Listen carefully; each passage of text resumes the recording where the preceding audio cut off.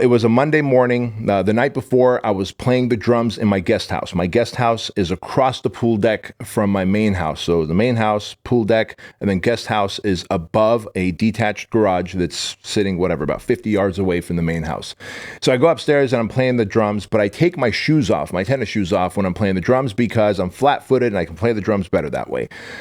Well, I left my shoes up in the guest house when I went back downstairs on Sunday night. And so Monday morning comes, I'm looking for my shoes. I'm in a hurry. I got to go work out real quick so I can get to HQ and start working and delegating and doing everything I need to. And guess what? I can't find my shoes. I remember I left the shoes in the guest house the night before. So I barefoot with my socks, go across the pool deck, go up the staircase, see my shoes right there in the bedroom of the guest house. As I bend down to pick them up, all of a sudden I get tunnel vision, and then my arms start tingling and I start getting shortness of breath, and I can hear my heart thudding in my ear, like do do do do do. And I'm like, what the hell is going on? And when I stood up, I felt lightheaded. So my mind immediately told me that, dude, you're having a heart attack, right? And I was like, shit, man, I'm having a heart attack. This sucks. And I'm 38, almost 38 years old at that time. And I'm thinking to myself, I'm not even worried about, this is so weird. I didn't even worry about death itself. I felt so sad for my daughter, Chloe. Like, who's going to walk her down the aisle? At the time, she was probably 6, 7 years old, right? And then I thought about my son, Andrew, who was 8, 9 years old. Who's going to teach him to be a modern day knight? Then I thought about my wife. I made vows that we were going to be together for a very long time. And here I am at 38 dying because I thought I was having a heart attack because I'd never experienced an anxiety attack. And so in that moment, I tried making my way down the staircase, got outside by the pool deck, and somehow the feelings that I was experiencing slowly went away, and I was just left in a puddle of sweat. The next day I go to the doctor because I truly felt like I dodged the heart attack bullet. And I'm telling the doctor what's going on with me. And he's like, dude, your heart is fine. We tested you and sounds like what you have is anxiety. Like you just had a massive panic attack. So that led to me getting on medication, which all the medication did is mask the feelings of anxiety because it just made me feel like I don't care, I don't worry, I'm fine, but I was numb, I wasn't really feeling anything. So about 5 or 6 days on that anxiety medication, the name escapes me right now, I called the doctor, I'm like, hey man, I can't do this anymore. I can't do this anxiety drug because I feel like I'm losing all creativity and desire to work. He says, well, how about talk therapy? So I went and worked with a therapist, and this therapist over a 4-week period gave me some tools to be able to get through my anxiety. And then in that time of working with him, I started to go inward in terms of doing a personal audit of myself, right?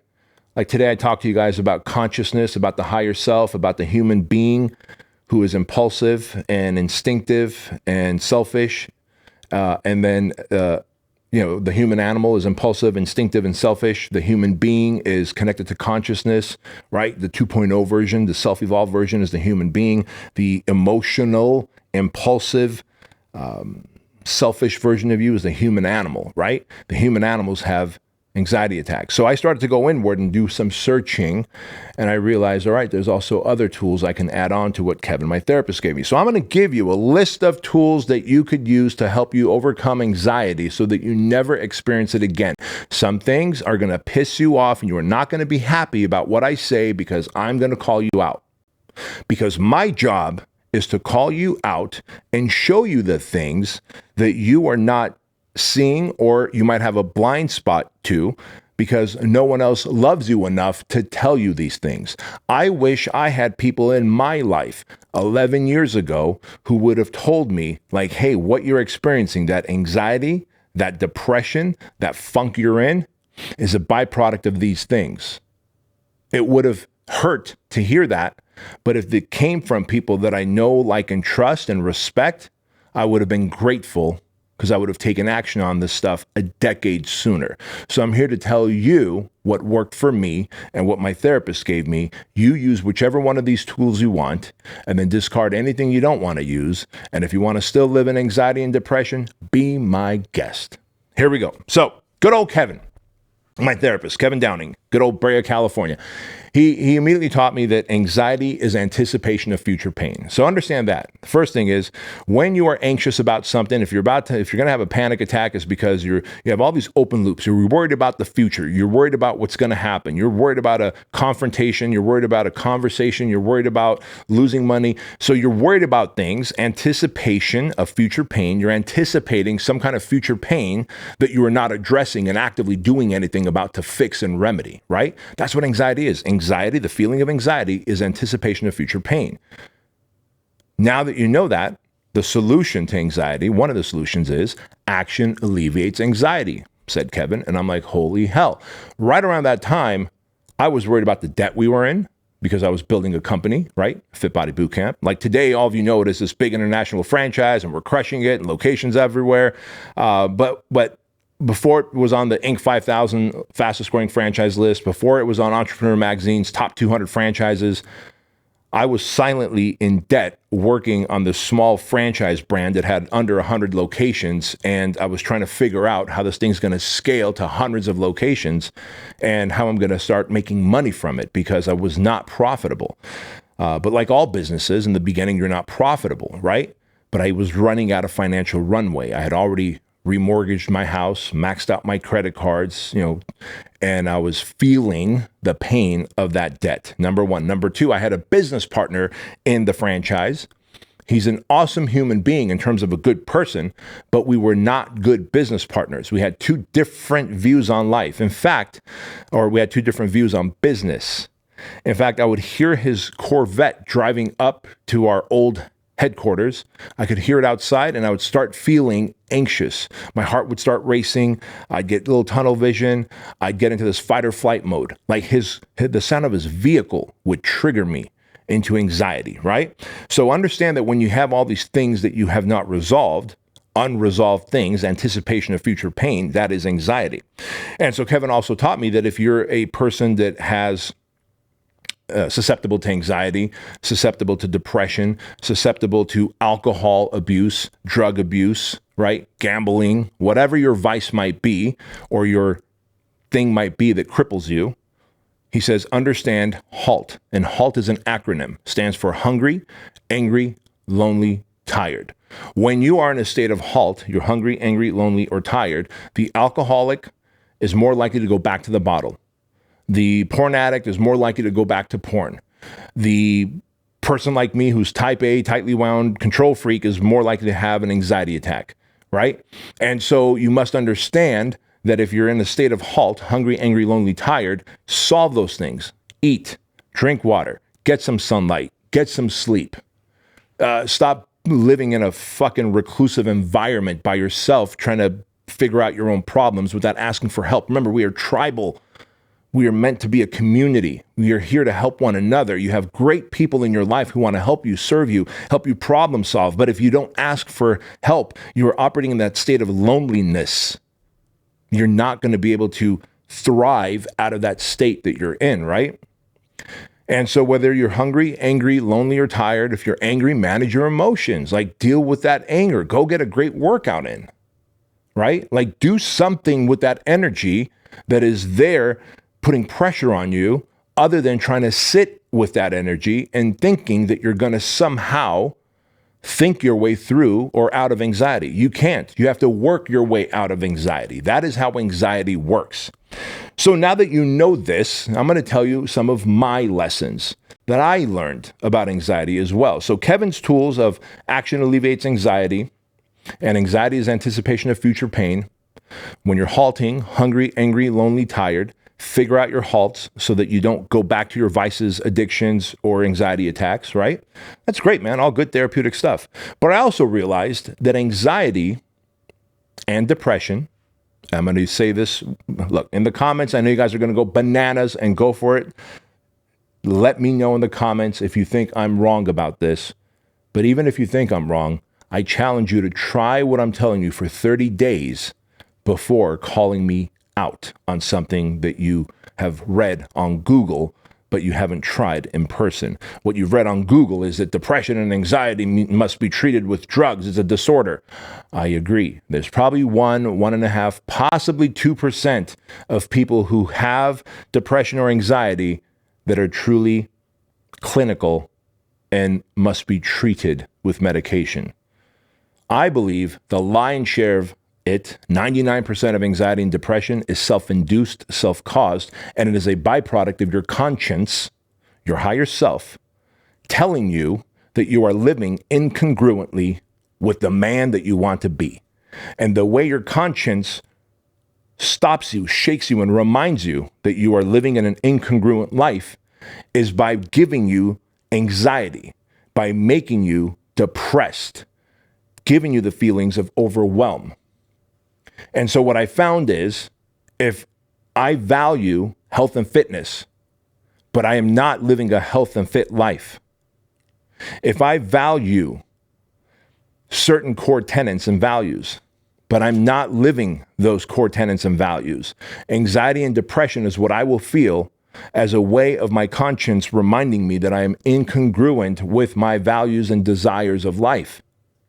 And so know that you have an inner compass that already knows what the best version of you looks like, operates like, feels like, is like. That inner compass can't fix it on its own. It can't. It says, hey, I want to point true north, but you're like, nah, we're going to go down south. We're going to then go east, and then after that, we're going to go west. But yeah, but the direction we're supposed to go, human animal, is due north. No. I want to go south and then east and then west, right? You do that through your actions, through your poor discipline, through your vices and addictions, etc. Well, guess what? So then your body goes, that inner compass goes, look, man, I'm going to make you feel anxious every time you do this stuff. I'm going to make you feel guilty. I'm going to make you feel depressed. And when you do that, hopefully one day you'll say enough is enough and you will fix your shit. And when you fix your shit, you will become congruent and you will realize that due north is the direction that you need to go as your man to fulfill your purpose, your passion, your calling, your fulfillment in life. Right? That's what it is. Because I can tell you this right now, that if you become a congruent human with what your core values are, with the type of man you love, respect, admire, and want to be like, you start living that life, you will have way less anxiety, depression, and guilt.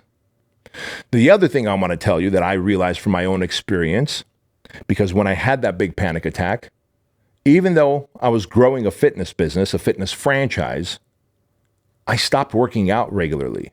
And when I would go in the gym, it was just half-assed going through the motions.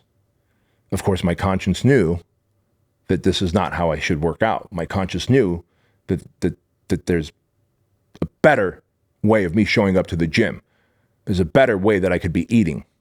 But I was living incongruently. How does the CEO at the time, I was the CEO, now I'm no longer the CEO, I'm the founder of Fit Body Bootcamp. Bryce upstairs is our CEO. By the way, one of these days I'm going to have Bryce on my YouTube show, get some great leadership lessons from Bryce on what scaling a big international franchise is like through his lens and not mine, because I'm a founder. The founder always sees things differently than the person who kind of takes over the day-to-day operations, right? And so he's an operator and he's got the day-to-day operations. But anyway, all this to say that I started a fitness franchise and there I am living incongruently, not living a healthy and fit life. Of course my conscience is going to eat away at me. Of course I'm going to feel anxious. Of course I'm going to feel depressed. Of course I'm going to feel guilt, right? And so what I started to do then is I realized, well, I got all this energy. I better go back to what I do best. After that big panic attack, in addition to the tools that Kevin gave me, I decided that I'm going to go back to what I do best.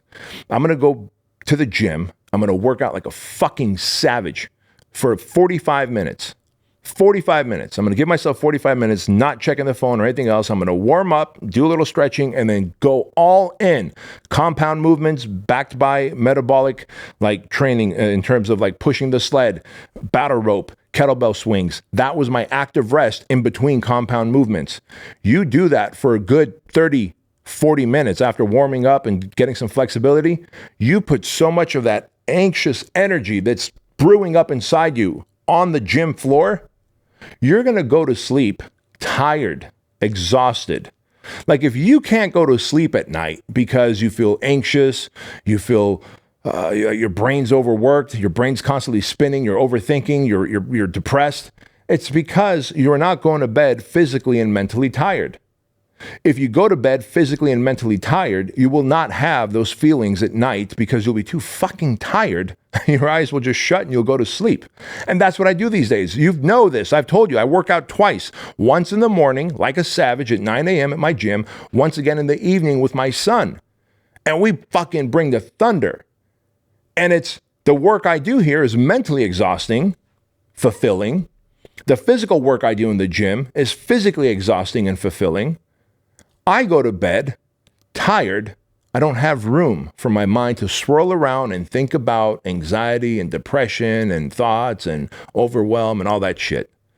So there it is, my friend. That is how you become congruent, is you need to start listening to your inner compass. You must understand where anxiety comes from and what you can do about it. Manage your halt, hungry, angry, lonely, tired. Anxiety is anticipation of future pain. And you have to go to sleep physically tired and mentally exhausted by doing good work physically and doing good work in terms of productivity, helping humanity, making money for yourself. And if you do that, you will find yourself happy, joyous, and fulfilled instead of anxious and depressed.